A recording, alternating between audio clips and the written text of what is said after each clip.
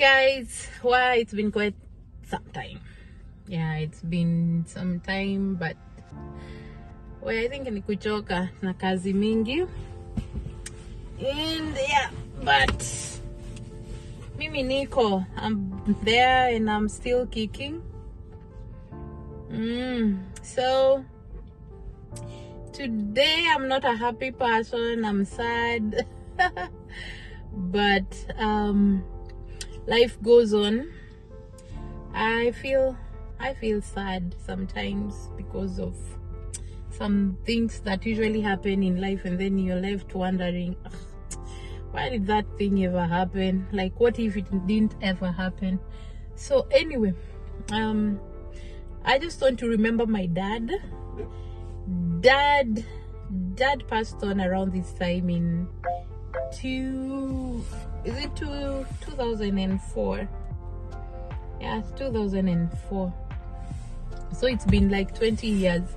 He got depression, and it was so unfortunate. Nobody knew whether it's depression.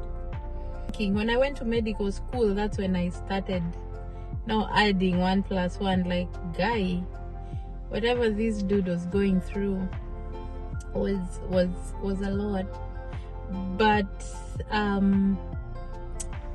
don't know, it was weird. It was really weird for us as a family because we never realized. Dad was in the beginning a very chilled out guy. He was those guys, you know, those ones who cough and you do what he wants because you don't want to cross his ways. But he would rarely beat us up. Dad, I can't remember my father beating me up when I was small, but he would take his stuff seriously. You didn't like to mess up with him. But then when we grew up, he became a little loosened up, and you joke even with him. But one thing he really liked was education. My dad would do anything. My dad would have done anything. Angeuza hata shamba usome. Like, he valued education. I don't know, this guy loved education. He made sure he wasn't, I think he was jobless most part of his life, but funny enough, he'd always like make sure you're in school.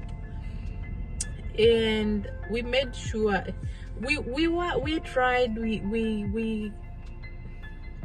were bright kids, let me say that. And you know, kitambo, the bright children used to be known. Not like these days, every kid is bright. I don't know what happened. I don't know what happened. Every kid these days is just bright. But them days, they used to be known. So and so's kids are just bright. And that's how we grew up being known in primary school.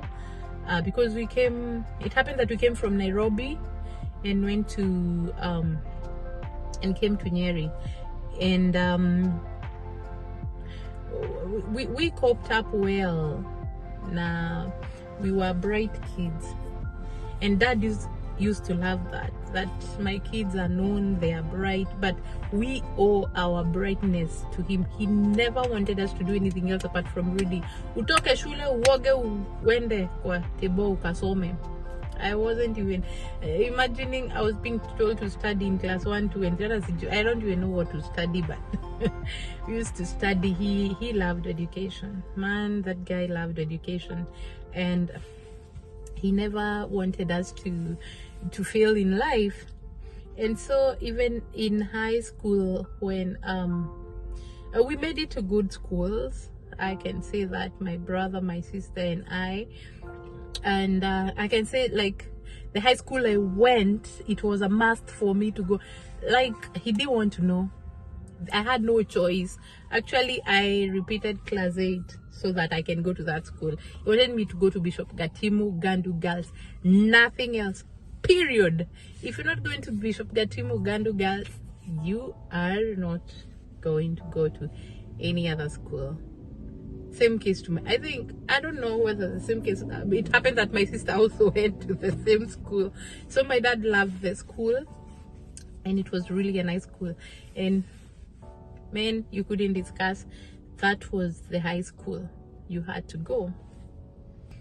There's nothing we can say we were lacking something at some point. We are or just my small brothers were in high school and we weren't lacking, but we tried to figure out, but we have never found answers. We've never found answers to why he had to feel like life, no, it's not, that life is not good anymore. But anyway, those are bygones. But I feel bad when I hear somebody's going through depression, because if depression is not taken care of, the prognosis is bad. The prognosis is only one: the person just have to die. The prognosis is bad, really, really bad, traumatizing to everybody, because these people never leave anything. Most of them won't even say why they did what they did. They'll just leave you hanging, asking yourself questions. And the stigma that comes with this, like the village will be talking like, you people did this to your person, you gave him stress. There's so much stigma, and you cannot call the whole community and start explaining to them that even you don't even know what was happening. You get? So it's a sad affair, but you always pray that he continues resting in peace, and the answers we seek for, we will never find them anyway. But now as a medic, I understand better. I understand depression better. In high school, I don't know, I can't really explain, but it's unfortunate we didn't get the grades to go to university. None of us got the grades to go to university, and I think that thing didn't work well with him. He didn't like it that we didn't go to university. Them days it was known you have to go to Nairobi University. Everybody was dying to go to Nairobi University, but we didn't we missed the chances by we didn't go. None of us made to go to the Nairobi University or whatever university, and it really affected him. He wasn't happy with that, but it was just the case. We didn't make it to go to university. And when I look up things, I see sometimes I feel like that thing really got into him, because everybody knows your kids are bright, and then they come out of Form 4 and none of them is going to the university. I just wish he didn't have that mind in his mind, like you have to go to university to make it in life. But that was it. To him, it's university or not. And now that you guys didn't make it to go to university, at some point you were even being told to repeat Form 4. But we didn't, because it was really hectic, like going back to Form 4. We just couldn't, and it didn't go well with him. And hapo ndio alianza tu kukua stressed and all that, but we didn't know. We just thought it's life and everything. At some point he became aggressive, and the best that could be done to him was to I feel so bad that he had to be taken even to a psychiatry unit in Nyeri. In Nyeri PGH, it wasn't a nice scenario. Saizi ndio na kusemanga guy, nobody would have thought what is happening. When I went for my placement, my psychiatry placement in Nyeri PGH, okay, it was way later after he passed on, and I was looking at those people and like, guy, Dad was in this place. Like my father was actually, you know, the way you look at the psychiatry people and like they are off. And I was wondering, guy, he stayed here with them, like he was being locked up with them. Some people go through depression and nobody will know. Nobody will know. You don't expect somebody who was so happy and then just goes not happy and everything. Some of them will die happy. Like somebody is just laughing all the time, then boof, naskia, no more. You get?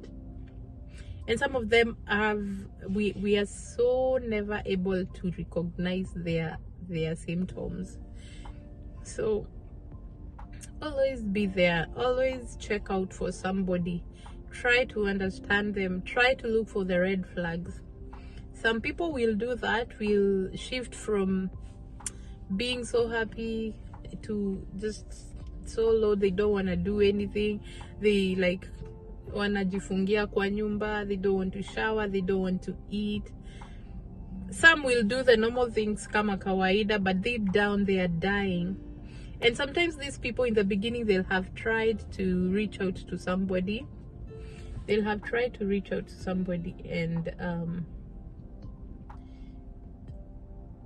if that person didn't pay attention, you can curse your life after this person goes, and then you remember this person tried to reach out to me and I didn't see. So always be on the lookout. If somebody is trying to talk to you, somebody is trying to reach out to you, please do not ignore. Do not say that kila mtu akona shida zake, because that's what happens. Everybody thinks that I'm going through a lot and I don't want to listen to somebody else's problems. Just listening would do a person so much. Try and look for those red flags. Try and see if mse alikuwa hivi na sai anakuanga hivi. Look out for those red flags and try to reach out to people, in so that we end these depression cases. These depression cases are too much. I know so much is happening in life, but remember, even if sometimes I usually say lack of money, depression, have a lot of money, depression, do well in life, depression, doing bad in life, depression. Depression surrounds us. It surrounds every person. Nobody cannot have depression. Absolutely nobody. Nobody can. Everybody is vulnerable to depression. So let's take care of each other. Let's reach out to people. Even yourself, take care of yourself, that you don't sink to this monster. Don't let it. The minute you feel you're feeling like, guy, life is, inanifanyia ile kitu, try, guy, please don't lose hope. Walk afadhali you walk to the end of the world. Just don't let it get into you.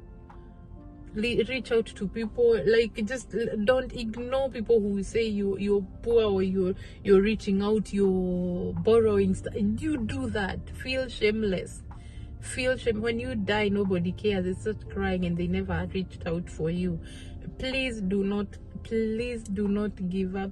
Omba God forever that asikupe roho ya kugive up, no matter how hard life is. Try all your avenues. Try all the avenues and reach out to people the same way. When somebody reaches out to you, please be of some help. Do not ignore somebody and say, huyo anakuanga hivyo, huyo anakuanga hivyo.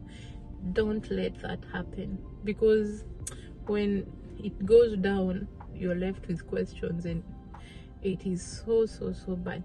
Anyway, this was just my dad through the memory line, and I believe he's resting well.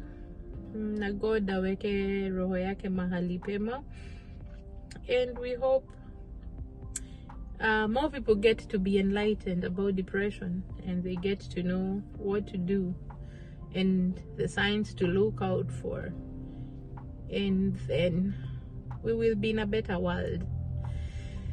Yeah, so anyway, girls, it was nice catching up. It was nice remembering my father, Mr. Njoha. He was loved in Bishop Gatimu Gandu Girls. He worked there. He was a cook.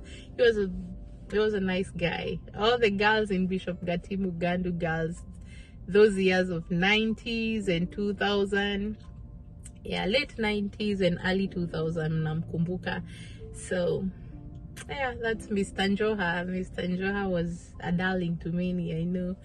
But continue praying for his soul, and may he continue resting well. So until next time, guys, you have a wonderful time, and make sure you don't sink to depression.